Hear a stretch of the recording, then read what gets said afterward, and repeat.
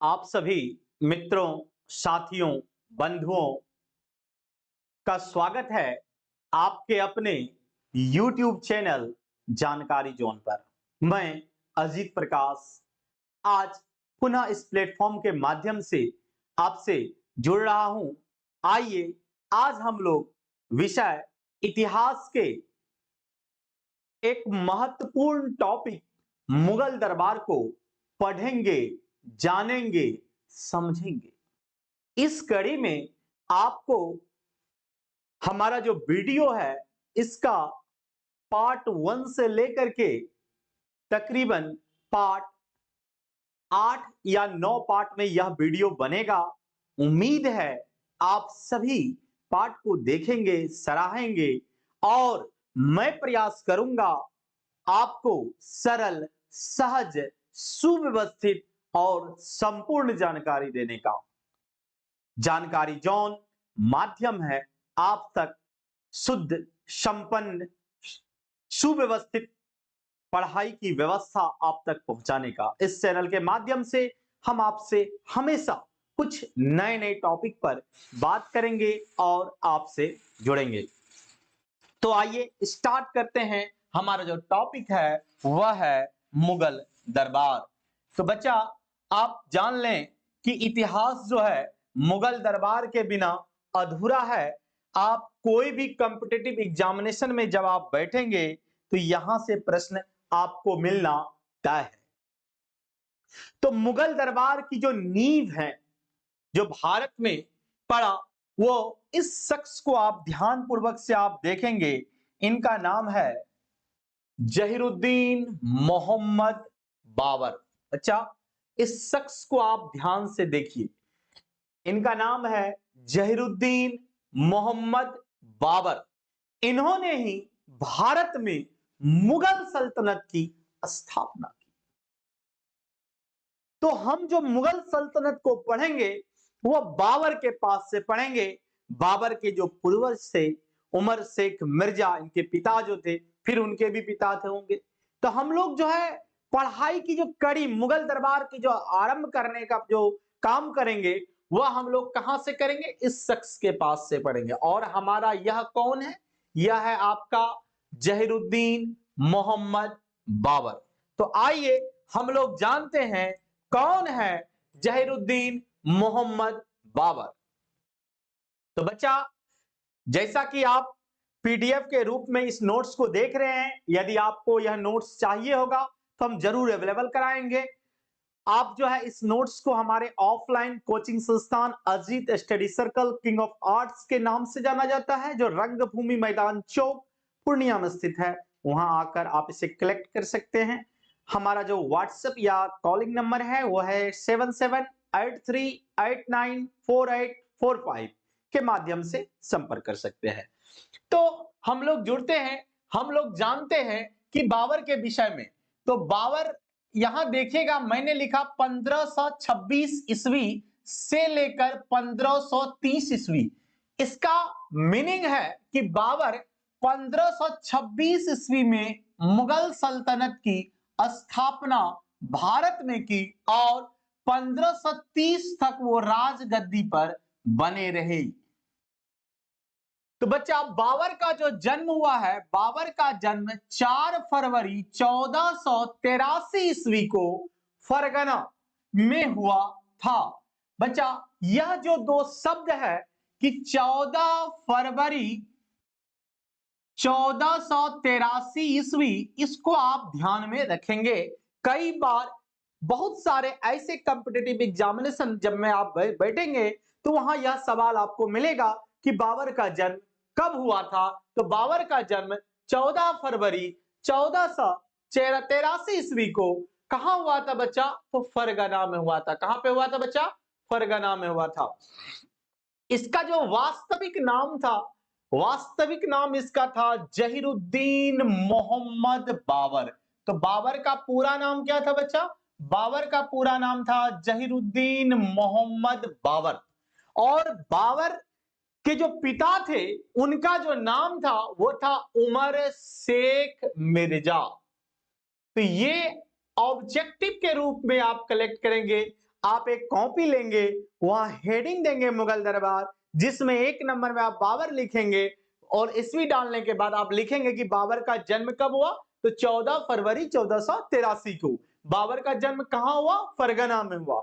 बाबर के का जो पूरा नाम क्या था, तो जहीरुद्दीन मोहम्मद बाबर। और बाबर के पिता कौन थे, बाबर के पिता थे उमर शेख मिर्जा। और मां जो थी, मां का नाम था कुतलुग निगार खानम। बाबर की माता कौन थी, बाबर की मां थी कुतलुग निगार खानम।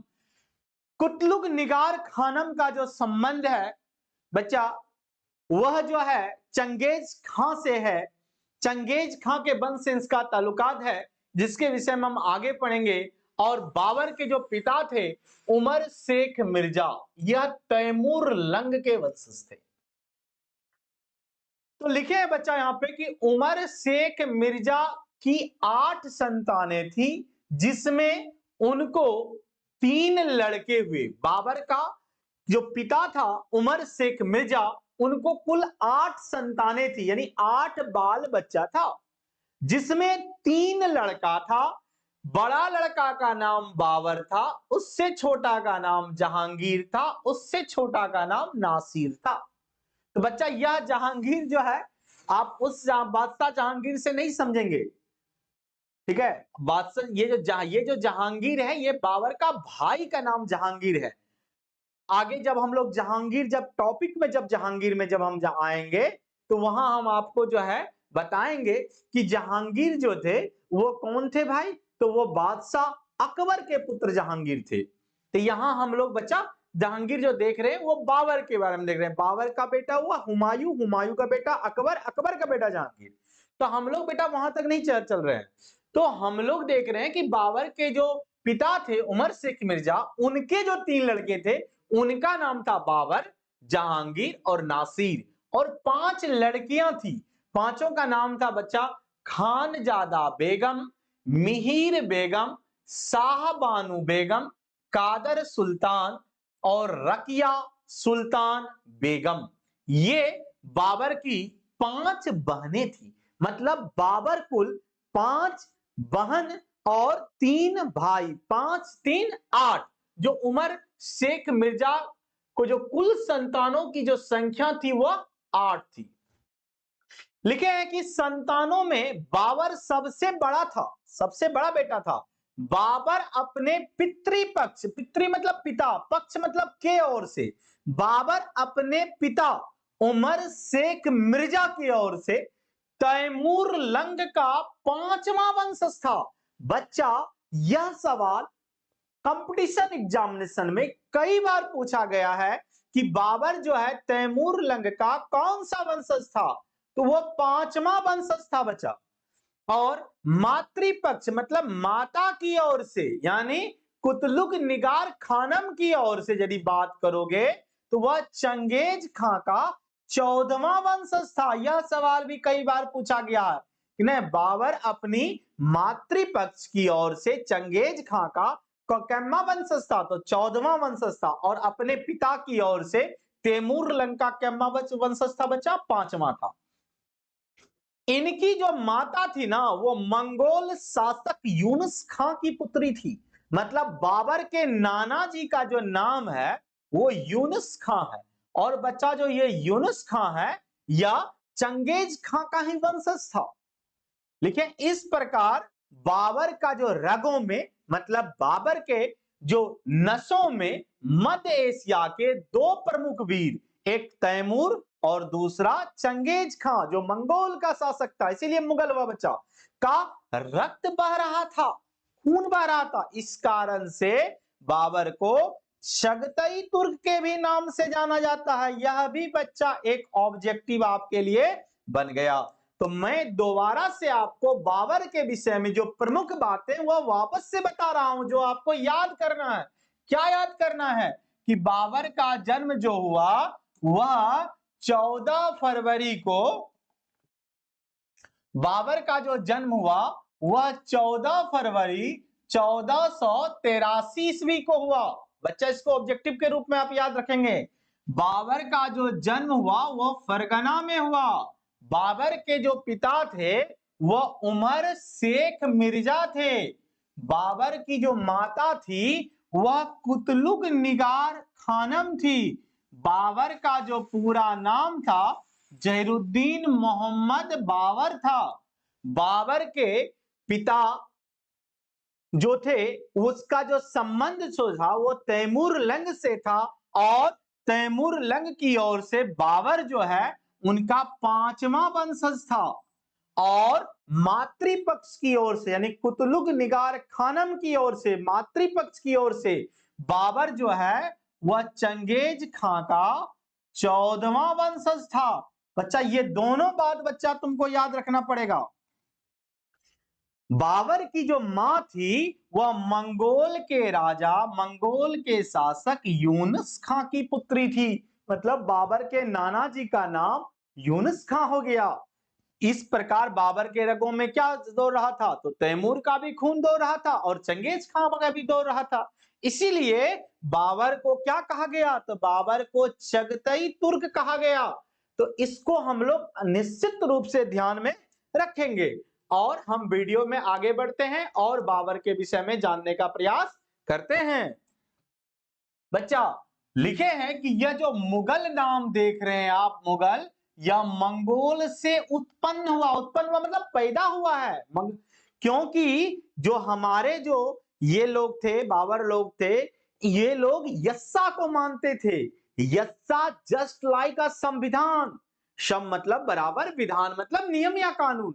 ऐसा नियम या कानून जो किसी निश्चित भौगोलिक क्षेत्रफल के अंतर्गत रहने वाले सभी लोगों पर सामान्य रूप से लागू होता है, उसी का लिखित और लिखित रूप हमारा संविधान कहलाता है।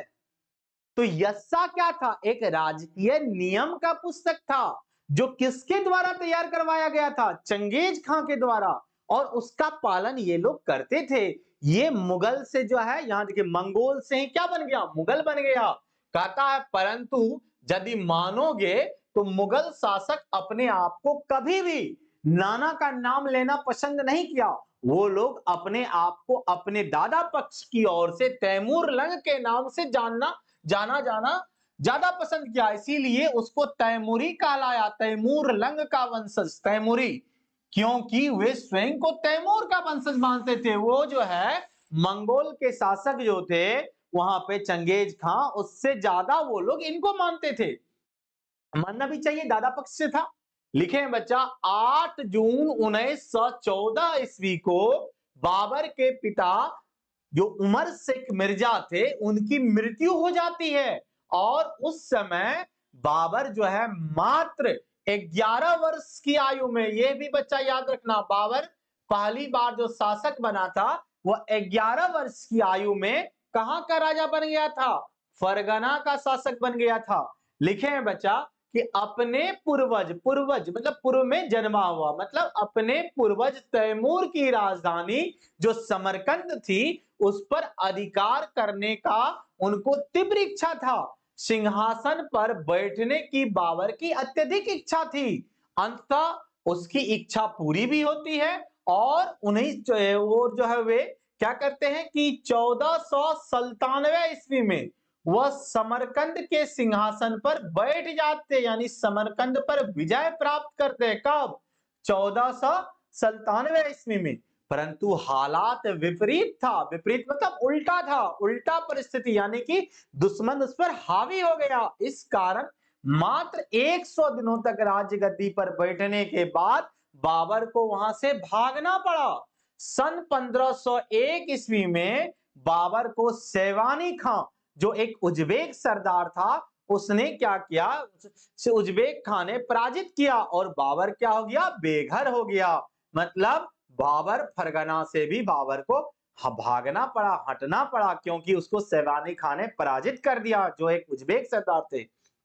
लिखे हैं बच्चा, बाबर ने धैर्य नहीं खोया, अपने साहस को बनाए रखा। 1504 ईस्वी में वह काबुल का शासक बन गया। 1504 में काबुल को जीता, वहां का राजा बना। सन 1510 ईस्वी में बाबर क्या किया, पुनः समरकंद की गद्दी प्राप्त करने में सफलता प्राप्त की। उन्होंने युद्ध अभियान में समरकंद को जीता। परंतु उज्बेक सरदार अब्दुल्ला खां बाबर को फिर से क्या कर दिया, पराजित कर दिया। कब किया, 1510 ईस्वी में। फिर वह क्या हो गया, बेघर हो गया। कहता है स्थिति बड़ा ही क्या था, नाजुक था, बाबर के पास कोई जगह नहीं बचा था। इसी बीच में हमारे भारत में पंजाब के दो सूबेदार दौलत खां ने और आलम खां, दौलत खां लोधी और आलम खां लोधी ने घर का भेदी लंका ढाए, वही काम करवाया। भारत के ही लोग उसको न्योता दिया, बाबर आप आइए, भारत पर आक्रमण कीजिए, यहाँ का राजगद्दी पर विराजिए। कहता भारत पर आक्रमण करने का न्योता दिया, कौन दिया, भारत का ही दो सूबेदार, कौन, दौलत खां लोधी और आलम खां लोधी। इस प्रकार बाबर कहां आ गया, भारत आ गया। और 21 अप्रैल 1526 ईस्वी, बच्चा इस दिन को तुम इतिहास में नहीं भुला पाओगे, हमेशा तुमको यह दिन याद रखना होगा। 21 अप्रैल 1526 ईस्वी को पानीपत का पहला युद्ध लड़ा गया था। कई बार यह सवाल पूछा जाता है कि पानीपत का प्रथम युद्ध कब हुआ था। 21 अप्रैल 1526 ईस्वी को किसके किसके बीच में हुआ था, जहीरुद्दीन मोहम्मद बाबर और इब्राहिम लोदी के बीच में हुआ था। कौन हारा था, इब्राहिम लोदी। क्या हुआ था, मुगल सल्तनत की स्थापना हुई थी, पहली बार मुगल सल्तनत राजगद्दी पर बैठा था। बच्चा इसलिए यह दिन तुम नहीं भूल सकते हो। 21 अप्रैल 1526 ईस्वी को पानीपत के पहले युद्ध में इब्राहिम लोदी को परास्त कर दिया और भारत पर अपना साम्राज्य स्थापित कर लिया। 16 मार्च 1527 ईस्वी को खानवा का युद्ध हुआ। बाबर ने अपने जो सबसे प्रबल ताकतवर प्रतिद्वंदी था ने, राणा सांगा, उसको पराजित कर दिया। यह भी बच्चा याद रखना होगा तुमको कि खानवा का युद्ध कब लड़ा गया। बच्चा खानवा का युद्ध जो है 16 मार्च 1527 ईस्वी को बच्चा लड़ा गया। याद रखना होगा, ये चीज बार बार कहते हैं, पूछेगा खानवा का युद्ध कब लड़ा गया, 16 मार्च 1527 को। किसके किसके बीच लड़ा गया, जहीरुद्दीन मोहम्मद बाबर और राणा सांगा के बीच। कौन हारा, राणा सांगा हारा। भारत में अपनी स्थिति हुआ क्या कर लिया, मजबूत कर लिया। कौन, बाबर। राजपूतों को उन्होंने पराजित करने के बाद बाबर का ध्यान कहां चला गया, बंगाल की ओर। बिहार के जो शक्तिशाली अफगान थे, जिनका अफगानों का शासन था, न कहता है इन्होंने बंगाल के शासक नुसरत शाह तथा मोहम्मद खां लोधी को घाघरा के युद्ध में 1529 ईस्वी में पराजित कर दिया। यह भी बच्चा याद रखना होगा कि घाघरा का युद्ध कब लड़ा गया था, 1529 ईस्वी में। किसके किसके बीच हुआ था, बाबर के बीच हुआ था और बंगाल के जो शासक थे नुसरत शाह और मोहम्मद खां लोधी, इसके बीच में हुआ था। लिखे बच्चा, इस प्रकार बाबर क्या किया, प्रत्येक चुनौती को समाप्त कर दिया और भारत में सुदृढ़ मुगल दरबार की स्थापना उन्होंने कर डाली। इस तरह हम लोग बाबर के विषय में बच्चा ढेर सारा बात को हम लोग देख चुके हैं। आगे देखते हैं बच्चा, लिखे हैं उष्ण जलवायु। बच्चा ये लोग जहां से आया था वहां बच्चा ठंडी जलवायु था, यहाँ उष्ण जलवायु था। लगातार युद्ध, ये बच्चा उसके मरने का कारण बता रहे हैं। उष्ण जलवायु, लगातार युद्ध करना, अत्यधिक मदिरा पीना, भांग का सेवन करना, अफीम का सेवन करना। अफीम क्या होता है बच्चा, मादक पदार्थ होता है।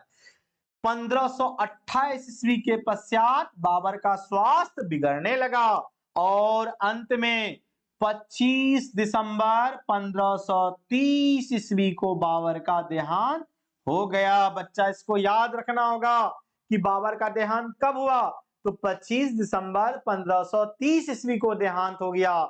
मरने से पूर्व जो बाबर का जो बड़ा बेटा था उसका नाम था हुमायूं।